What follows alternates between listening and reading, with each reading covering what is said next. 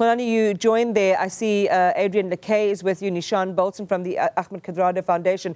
But Adrian Lakay, working for a long time with Pravin Gordhan, I think the genesis of their relationship was back at SARS. Yes, indeed. You are right. Adrian Lakay, who has a very, very long relationship with the former minister. But you're right. I'm being joined now by the Ahmed Kathrada Foundation. Neeshan Balton joining us this morning. Mr. Balton, thank you for your time. It's such a somber moment, and for you as the foundation, he held a special place, not only as a freedom fighter, but as a leader and a beacon of what leadership should be in South Africa's government. And shared common values with Ahmed Kathrada, which is service without the expectation of reward, sacrifice without the expectation of reward or position. It's those common set of values that define their lives and which made us want to be here today, to be with his family for as long as it's possible, to provide our solidarity and whatever support is needed. And let's go to what the foundation would hope South Africans in leadership positions take away or learn from the man that Pravin Gordhan was. Do the right thing at all times. Do it for the interests of people. Make government work for the interests of people. Expose corruption. Expose malpractices. Demand the best from the public service for the people of South Africa is what I think he would have wanted. More importantly, would have wanted people to be actively involved in this democracy.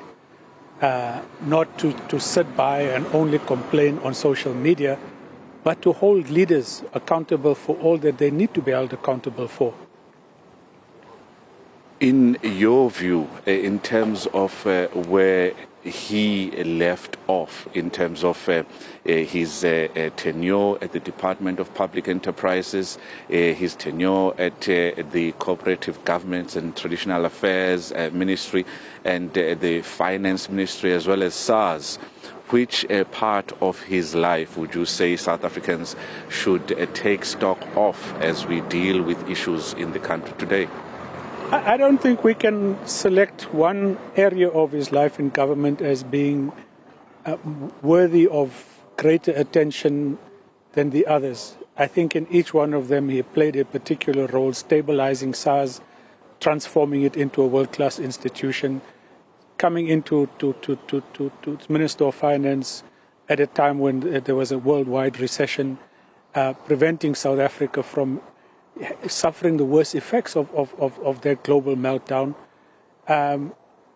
Local government was a short stint, but I think had he been there, had he been allowed to stay there, we wouldn't have the crisis that we have today of collapsing municipalities left, right and center. Public enterprises, I think there's a lot more work to be done to understand the depth of the crisis that he found there, the turnaround, the difficulties of turning them around. But today the lights are on, and people don't think that Pravin had a major role in terms of keeping this lights on today, whereas I think that the facts will show that he did.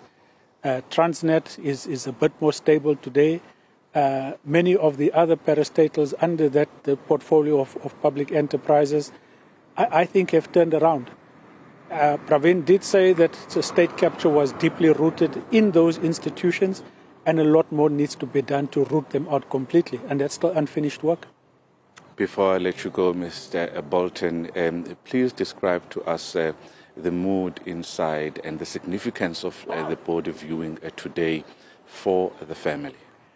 So according to Hindu rites, the funeral has now left from his home where he resided for the better part of the last decade or so.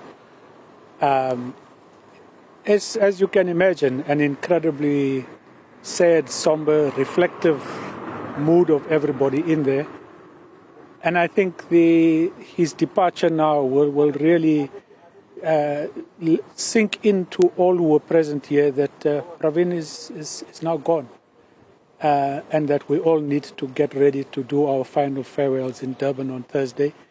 And then imagine a democracy without his presence, which I think will be the most difficult thing for all of us to do. Thank you so much for your time. Imagining a South African democracy without his presence, the Ahmed Kathrada Foundation says there, is going to be a difficult one since he played such a key role. And of course, he was not everybody's cup of tea. You don't get to be in those heights of leadership and being a bulwark of in anti-corruption without angering a few people, and some people we are not happy today because of the decisions and the stonewalling, rightfully so, he would have done, but a lot of people wishing the family heartfelt condolences as he now starts his steps to his final resting place.